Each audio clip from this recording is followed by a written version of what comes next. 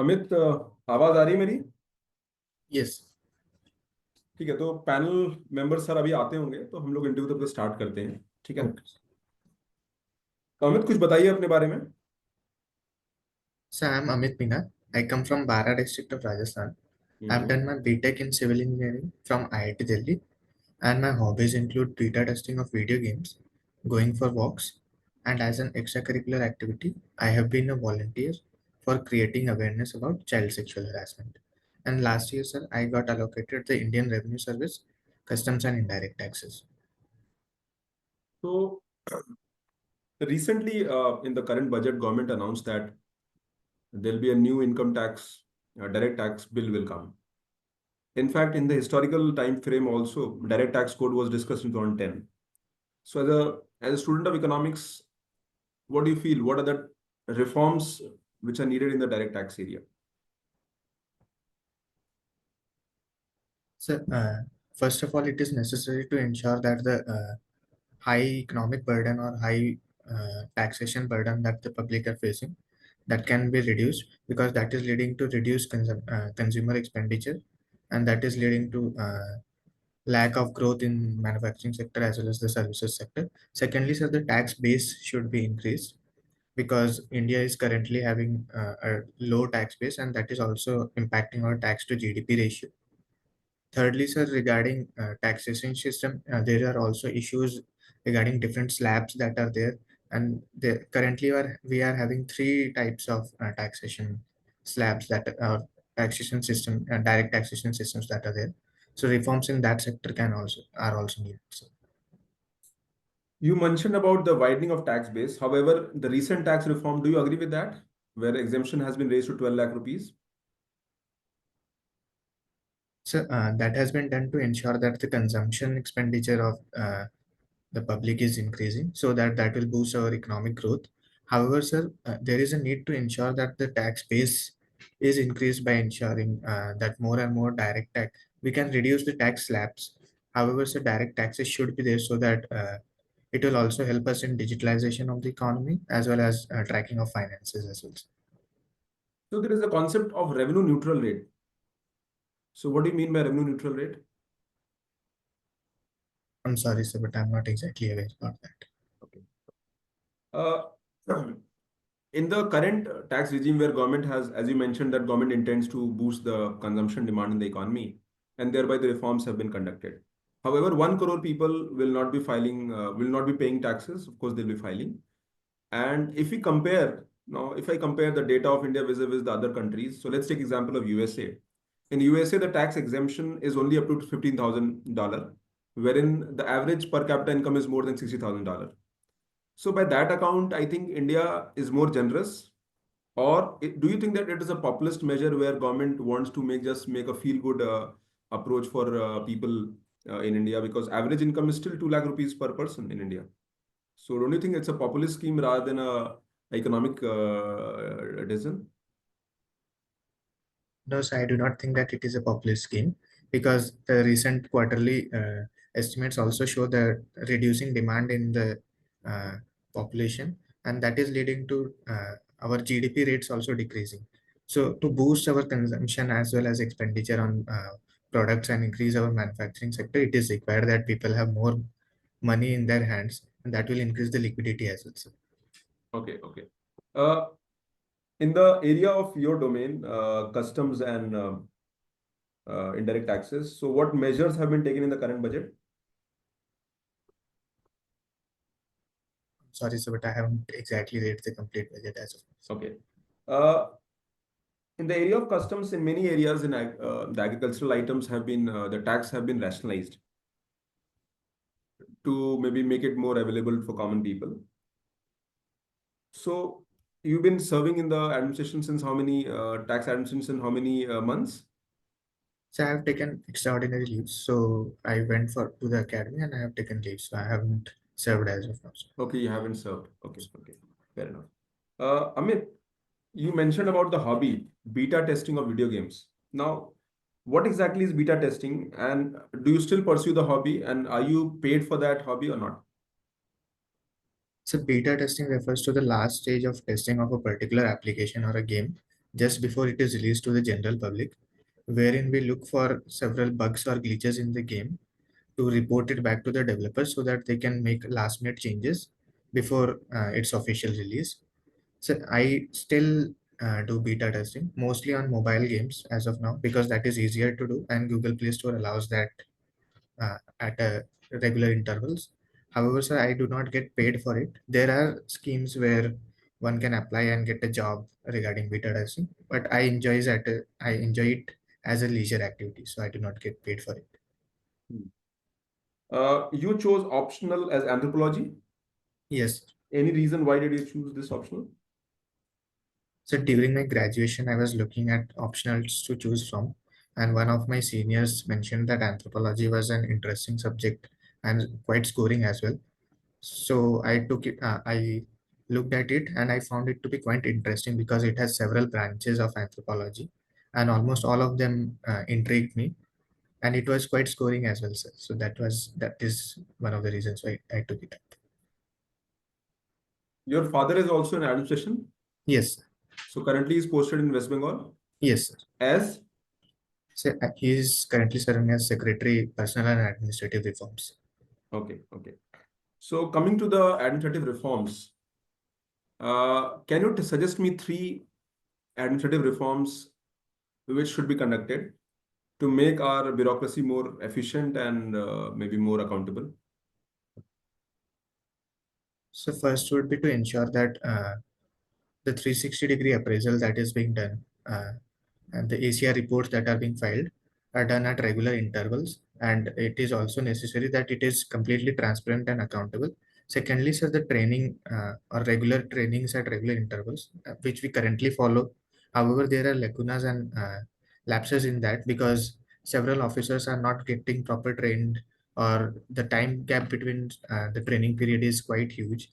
So in that regard, sir, there is a necessity to bring in reforms so as to ensure that the initiatives like the e-governance initiatives or tech-savvy youth that can be brought into the administration. And thirdly, sir, more and more collaborative approach is required from different parts of the bureaucracy, like the officers from Indian Administrative Service, Police Service, Revenue Service. They must collaborate between themselves so as to ensure the efficiency of the bureaucracy.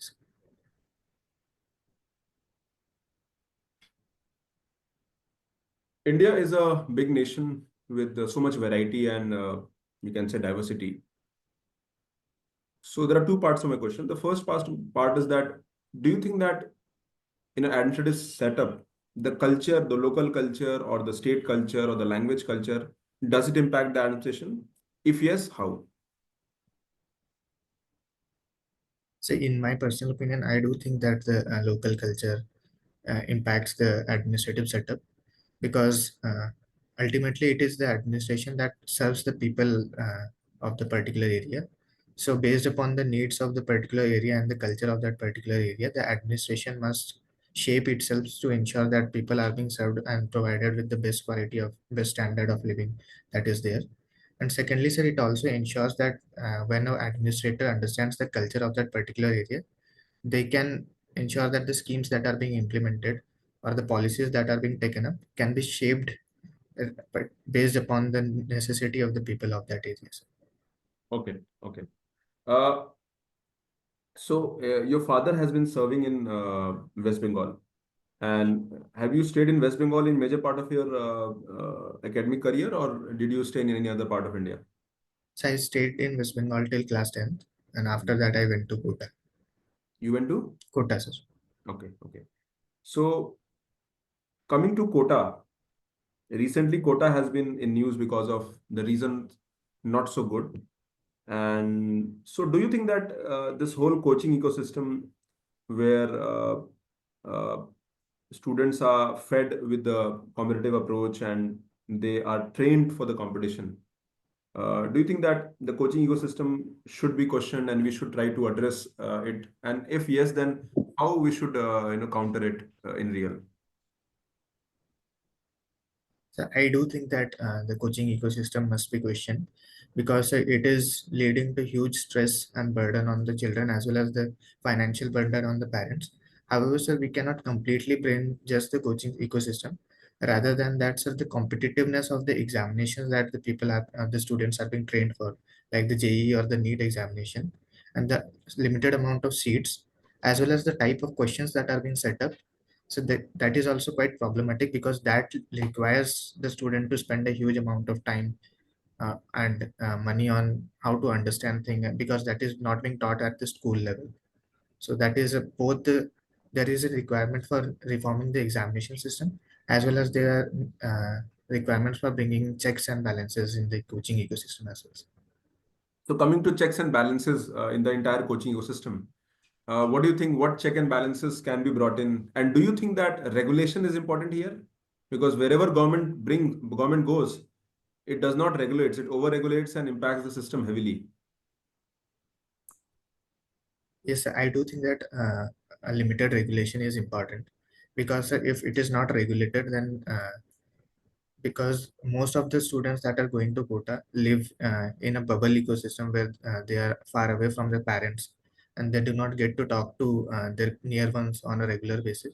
That impacts their mental health, as well as the stress that is being caused due to the huge competition and classes of more than 200 students sitting in a small classroom. That leads to a overall burden on the students. So there can be reforms like ensuring that the teachers to students ratio is maintained, as well as the fee structure can be changed a bit. So these are some of the reforms that are required. Okay. How was your experience of quota? So I had my extended family living in Kota, so it was not that quite hectic for me. Hmm. Okay. Okay. Fair enough. Recently, the spate of suicides that have happened, especially with the younger generation, and we are witnessing a concept called FOMO. Students, or rather, in general, also the new generation are addicted to the mobile phones, and you yourself is a person who's involved in beta testing of video games. So, what do you think? There's fast-paced life where a student is getting impacted by these external factors. How an education system should be reforming to be able to address the challenges which are coming from them? So firstly, it is necessary to ensure that the FOMO culture that is being promoted through the use of social media or video games, that is curtailed to a large extent. For that self, it is needed that the parents of children talk to them regarding such issues, talk to them and make them aware that sitting on the phone for a very long time or scrolling through social media does impacts their mental health. And WHO has also mentioned that gaming is a disorder if done for a very large time.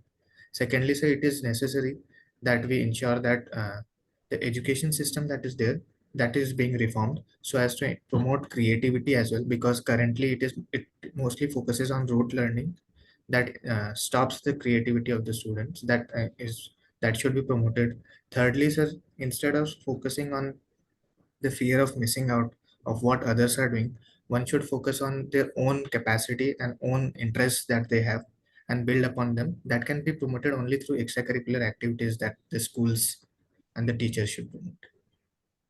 Okay, okay. Uh, your home state is Rajasthan, right? Yes, sir. So tell me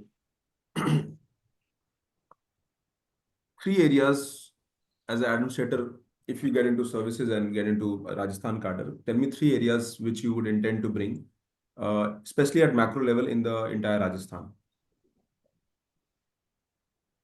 So first would be to ensure women empowerment, because there is a huge patriarchal mindset that is prevalent in Rajasthan. Secondly, sir, the issue of child marriages that is still prevalent, that needs to be tackled. And thirdly, sir, the lack of manufacturing sector and industrial sector in Rajasthan, because it is mostly focused on agriculture and tourism sectors. Okay, okay.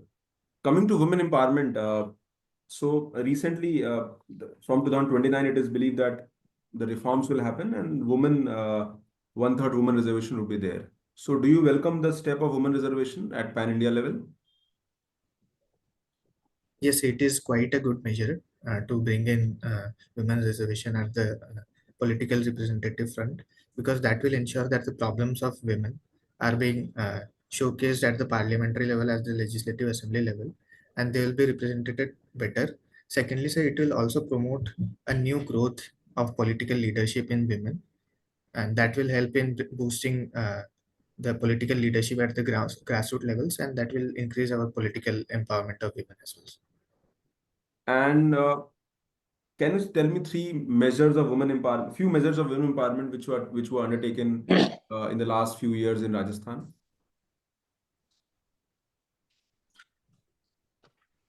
I'm extremely sorry, sir, but I'm not able to recall right now. Okay. You mentioned about child marriage in Rajasthan. So let's say you become a district magistrate in a district which is rampant with child marriage. And child marriage is not it's a social and cultural problem. So how would you implement the laws of the land there? And how do you address the challenge in general totality in the society? So, as a short-term measure to address the problem of child marriages, firstly, it is necessary that the employees or the government employees at the grassroots level, like the ASHA and the Anganwadi workers, are brought into confidence and are taught about reporting any such instances that they get to know of, because that will help in ensuring that the cases are filed at a rapid pace and the child marriages can be stopped then and there. Secondly, sir, it is also necessary that children at the school level are made aware about the problem of child marriage, and they are taught regarding good touch, bad touch, as well as child helpline number, that is 1098, so as to report any such instance of any classmate or any schoolmate that is happening. So in long term, to ensure that the mindset of the people is changed, firstly it is necessary that we bring in reforms of girl education, financial independence, promoting self-help groups as well as MSMEs in that area. Secondly, sir, uh, el- holding talks with people or will at the village level at regular intervals and teaching them about how child marriages impacts both the childs, as well as how if we prevent child marriages and promote education among girl child, that will lead to ensuring their empowerment as well as the growth of the nation as a whole. That can help with this. Okay. Okay. Over to sir. Yes, am I audible? Yes, sir. Yes, Amit, how are you? Fine, sir. Currently, you are in a services. I think you are IRS and indirect taxes. Yes, sir. Recently, we saw day before yesterday one of the major populist measure in the direct tax part in budget, where major relief was being given to middle class by not having a tax under 12 lakh by giving increasing the rebate. What do you feel? What should be the major populist reform in the indirect tax?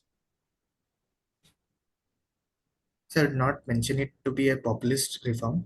Rather than that, I'd say that there is a need to simplify the taxation system as a whole, because the current GST that was brought in to have one nation, one tax scheme. So there are several slabs that are there, as well as several goods like the recent controversy regarding popcorn taxation that is becoming a huge burden on the people as well as the retailers, because people are not able to understand the complete indirect taxation system. So instead of that, we can have lesser slabs, and there are already talks ongoing for removing the 12% slab as well.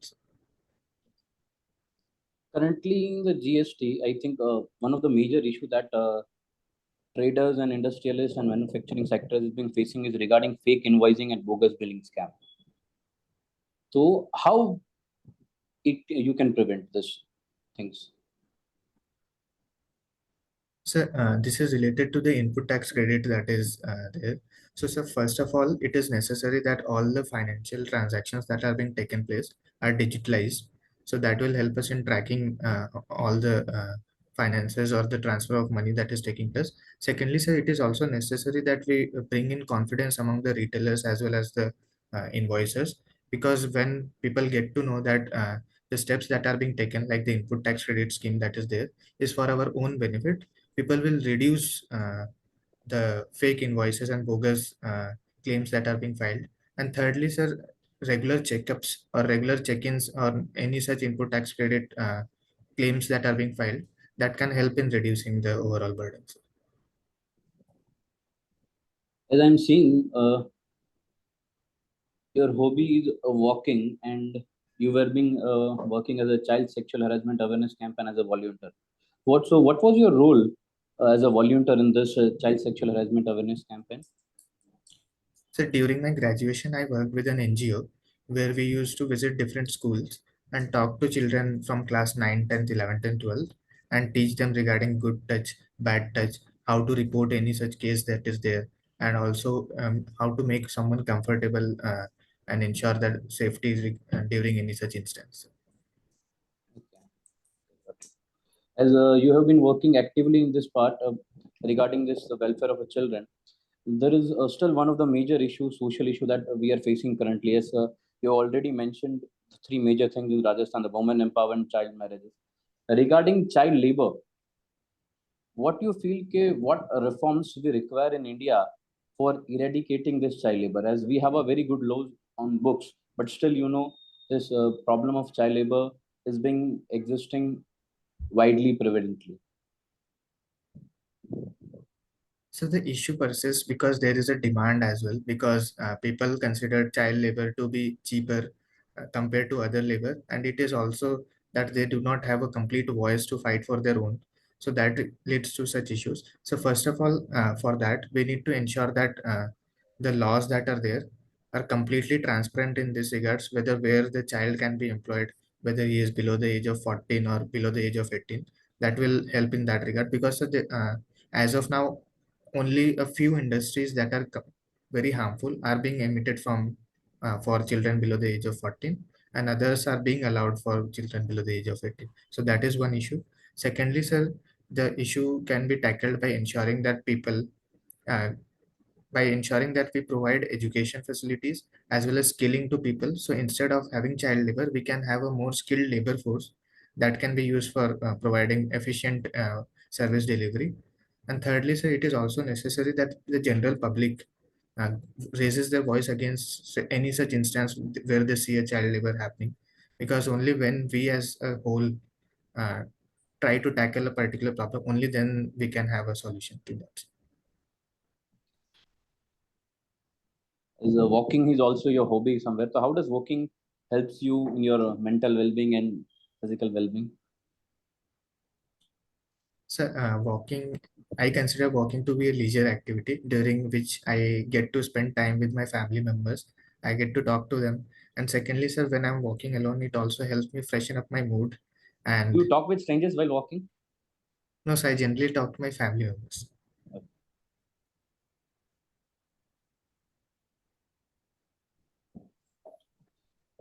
What is moral policing and what is community policing? So moral policing is when a group of people try to uh, police someone, or a group of people based upon a particular activity that they have done, which they think to be immoral. While in the case of community policing, it is more related to ensuring that the society as a whole, where the society as a whole comes and ensures that the law and order of a particular area or is our peaceful situation is maintained. So, Day by day, you might be seeing cyber crimes are increasing, and I think this is one of the major challenges in this upcoming time. So, what you will suggest? Can you suggest some measures for preventing the cyber crimes rather than having conventional awareness and all this thing? I want some innovative thing from your side. so first of all, it is necessary to teach people regarding cyber hygiene, because they are not exactly aware about what cyber crimes are and how they are committed. So only when we get to know about how we can ensure the how we can ensure the safety of our financial transaction as well as our private data, based upon that, like not to share passwords with anyone, not to share OTPs. This is the first step. Secondly, sir, we can have data tracking systems where complaints can be registered with the cyber police regarding any such instance when such cases are being committed. Thirdly, sir, the TRAI or the Telecom Regulatory Authority can help in this regard by ensuring that the scam numbers that are being used for committing such crimes, they can be tracked and they can be blocked.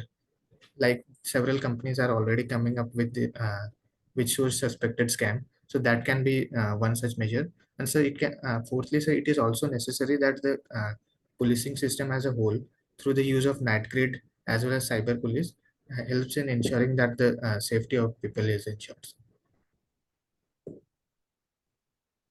What makes you happy? So any small thing that ensures that I am grateful for what I have is that makes me happy. And what is your ultimate vision in your life? So my ultimate vision in life is to be a good person. To be? A good person. To be a good person. So don't you think right now you're a good person? So, but someone is a good person for a limited amount of time. Rather than that, they should strive to be a good person for the entirety of life. Fantastic. Okay. Just a second.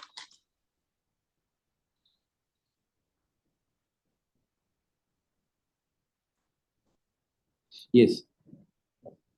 Have you heard about this term called criminalization of politics and politicization of criminals? Yes. So can you tell me how this criminalization of politics can be reduced? So criminalization of politics can be reduced. First of all, that so for while a person or a contestant is being nominated for the elections, it is necessary to ensure that their political backgrounds are checked or their criminal backgrounds are checked. And secondly, so it is also necessary that With your voice, I think. hello. Yes, now you are audible. So first of all, so it is necessary that whenever a candidate is filing their nomination, the complete criminal background is checked, and it is ensured that they are having a clean criminal background. Secondly, sir, to prevent criminalization of politics, it is also necessary that the use of money and muscle power is prevented through the Election Commission of India by ensuring proper checks and balances as well as strict restrictive measures should be followed in that regards. Thirdly, sir, the people of India as a whole, because it has been seen that by several surveys that people with a criminal background are having a higher chance of getting elected. So it is the need for ensuring that the people of India as a whole step up towards the act of ensuring that criminals are not getting into politics as a whole. Can you tell me the difference between general election, by-election, and midterm election? So general elections are the elections that are conducted at regular intervals of period after the complete assembly or the parliamentary time is over. However, sir, by-elections are elections where the candidates who won the election resigns from the seat or has died due to some reason. Only during that time it is considered a by-election. But sir, I'm not exactly aware about midterm elections. Yes, sir. I'm done. Pramod, sir. So GST is one area which has always been in news since its inception. The first time it came in news in 2004, where Mr. Khelkar talked about it. Then we brought a bill in 2010. Eventually, it became a law in 2017. And every now and then, there are still a challenge of how a good a simple tax has become more complex with time. So can you suggest three reforms ensuring that the RNR, the revenue neutral rate, remains same? Now, I'll tell you what RNR is. So RNR is a concept where when you bring tax reforms, the net revenue collection should not change. So in that regard, can you suggest me reforms which GST should be undertaking, at least in the coming years, so that it rationalizes with the idea of a simple tax? So firstly, the current slabs that are there, they can be reduced, and the products that are being put up in different slabs that can be changed, because thin goods and luxury goods that are there, like some of the goods are currently in 18% tax slab. We can put them up in 28% tax slabs, and the necessary products that are currently in 18% or 12% can be shifted back to 5%. So that will ensure in that the revenue neutral rate is same.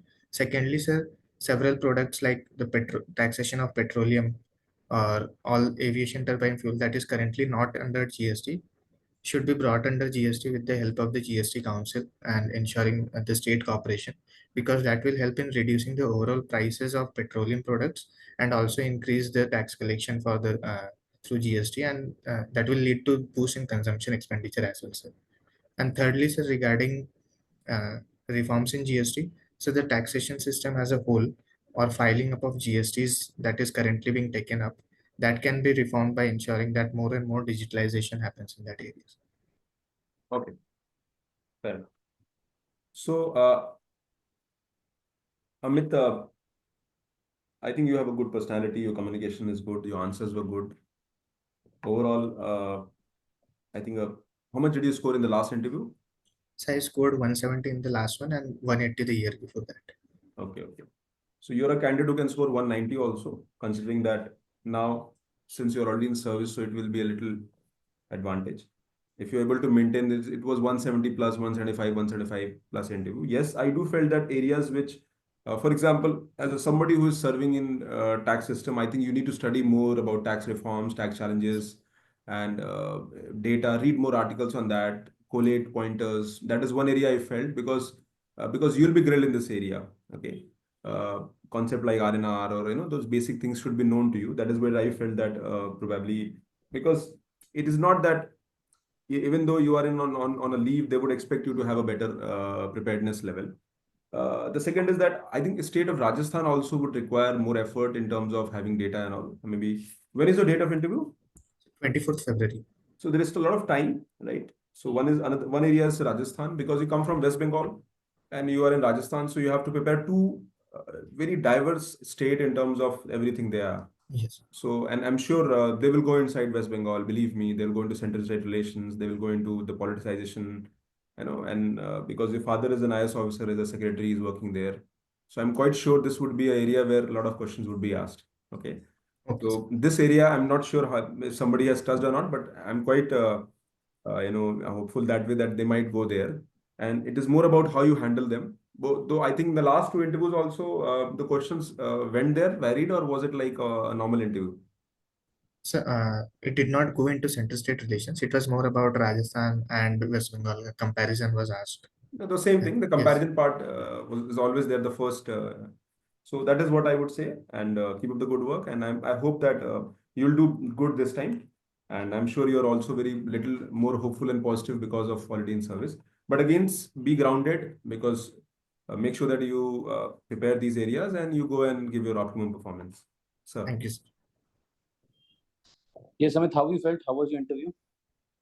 So I think some of the answers could be better because I was not able to exactly pinpoint or provide innovative solutions to the answers. Yes, exactly. Even I have mentioned that.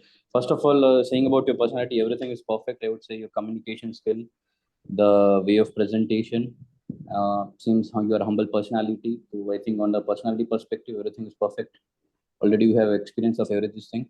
But where the improvement can be done, like on the opinion bit question, your answers were good, but I think some innovation can be there because already you are being in services.